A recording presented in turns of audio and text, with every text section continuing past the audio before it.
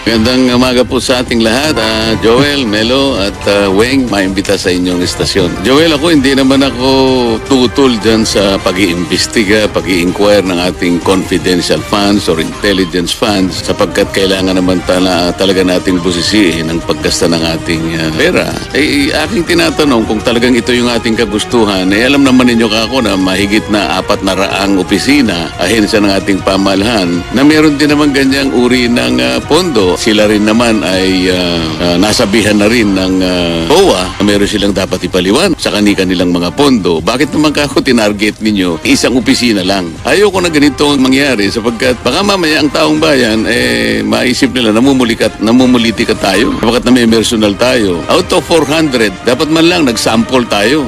Kumuha tayo ng 10% siguro, mga 40 opisina yung ating lilitisin, yung ating iimbestigahan. Baka sakaling maniwala ang tao na tayo ay opisyal na gumagawa ng ating katungkulan. Pero kapag isa lang ang tinarget mo at alam naman natin na ang tinarget mo ay kalaban sa politika sapagkat namumuuna yung presidential election nandiyan na sa horizon, iisipan taong bayan, politika lang ito. Alam mo, Weng, yun nga yung isang issue na ni-raise ko, imbes na pagdebatihan namin, ginulo lang nila ako Alam mo, napakaganda sanang pag-usapan sapagkat napapanahon naman talaga dahil nga puro na lang investigation in aid of in actual practice ang nangyayari, wala namang malilinaw na batas ang nagagawa Kahit na sabihin mong in aid of legislation, at the end of the day, wala naman silang maipresent na matinong batas na magagamit ng bansa. Bakit ka mag-iimbestiga, sabi ko sa kanila, bakit ikaw magsusuri? Bakit ikaw mag-o-audit? Pwede ba ako ipaliwanag natin, Mr. Chair, kung tayo'y nakakagawa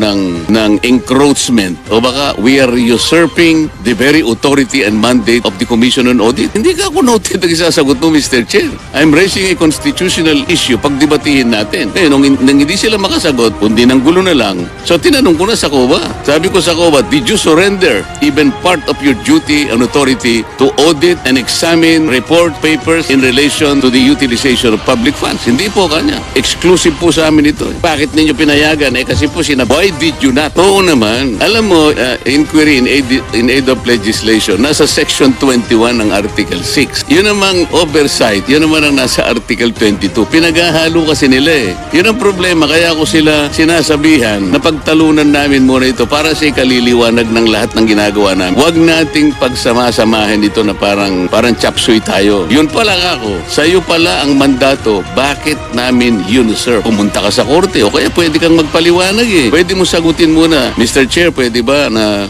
wag muna kaming magbigay sa inyo ng mga dokumentong inihingi ninyo? Unang-una po kasi, kailangang maliwanagan. Ang ginagawa po namin, audit observation memo lang ito, initial findings lang, maaaring naabuso. Wala akong reliable information na naabuso nga. Ang sabi ko nga, para nga natin makita kung naabuso o hindi naabuso, sa liwanag ng lahat ng mga pangyayari na yan, tawagin natin itong 400 na mga agencies na ito at opisina para maliwanagan nating lahat. Kung ang talagang gawain natin, makagawa ng isang maliwanag na batas. Huwag kang magta-target lang. Kasi paghihin na lang. Sabi ko, bakit tayo nandito para usigin lang? Sabi ko, inuusig nyo na Bakit ka ako ito lang ang binigay? Ba't hindi nyo lahat binigay? Yan lang po kayong tinanong sa amin Yan lang po hiningi sa amin di maliwanag, kontrolado ng komite ng good government kung ano lang ang gusto nilang usigin, usisain. Kahit na wala ng legislation kailangan lang liwanagin. Nandun naman sa title Sabi sa title nung kanila, lahat ng inquiries in aid of legislation, nakalagay naman yung termino. Alam nyo, sa pagdidesisyon ng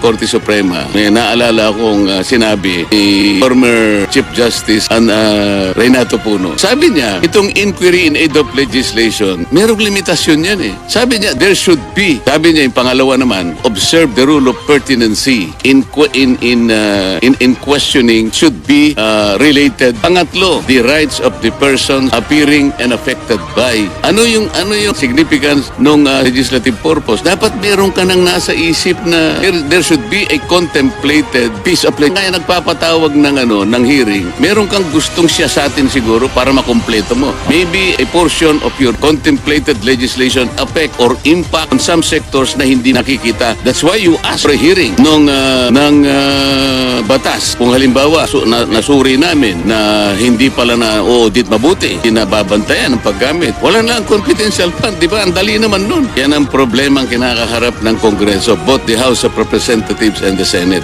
Ang pinakamahina, yung weakest link ay yung implementation ng mga batas. Sapagkat gawa na kami ng gawa ng batas. Napakamahal gumawa, napakatagal gumawa ng batas. Pagka nagawa yung batas, ilalagay lang sa kabinet. Katulad ng kuryente, halimbawa, hindi ba napakataas ng ating kuryente? Ano ba yung pinakaunang layunin kung bakit natin ginawa yung EPIRA in 2001? Or ilang taon na yun? 2001, 24 years ago. Hindi man na kailangan susugan sapagkat yung pinakaunang layunin, sabi niya, ensure the delivery of electricity to our people, reliable, quality, and affordable rate. O tanungin natin ang DOE tsaka lahat ng mga ensya ng gobyerno may kinalaman sa pagpapadi natutupad yung affordable rates. Hindi lang ERC, lahat ng may kinalaman doon sa pagpapatupad ng batas na yon. Ang DOE, di ba? Bakit hindi na pa affordable? Ano ba yung affordable sa Tagalog, Weng? So alam natin yung kaya nga hindi na bababa sapagkat imported lahat yung ating panggatong kung pinag-uusapan ay base load. Pinag-uusapan mo coal at saka yung petrolyo.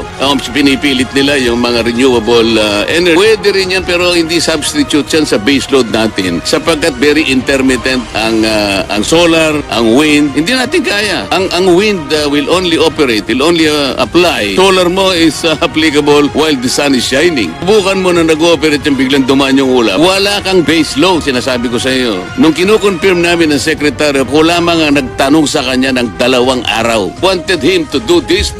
In-outline ko lahat ng dapat nating gawin para yung fundamental and underlying objective of that law should be achieved. Lahat ng sinabi ko, 2 pahina yon. Kano ang presyo ng kamatis? Last week, 20 pesos. Piraso, pesos ang kilo. Alam mo, Melo, ang ayuda talagang kailangan ng tao. Doon sa tamang pagkakataong dapat, halimbawa, nagkaroon ng kalamidad, na-displace yung tao. Talagang kailangan nyo yung kagyat. Pero kung ayuda, ipaparada mo, kamo nga tinatarget nila kunwari, near poor. Yun nga yung poor talaga, hindi pa nga natatarget Natarget daw. Yun daw akap, ayuda para sa kap. Sino ba sa atin ang hindi kapusakita? Termin, pumunta sila sa isang komunidad. Pero kung ayuda, ipaparada mo, kamo nga tinatarget nila kunwari, near poor. Yun nga yung poor talaga, hindi pa nga natatarget Natarget daw. Yun daw akap, ayuda para sa kapus. Sino ba sa atin ang hindi kapusakita? Termin, Follow, like, and subscribe sa aming Facebook page at YouTube channel.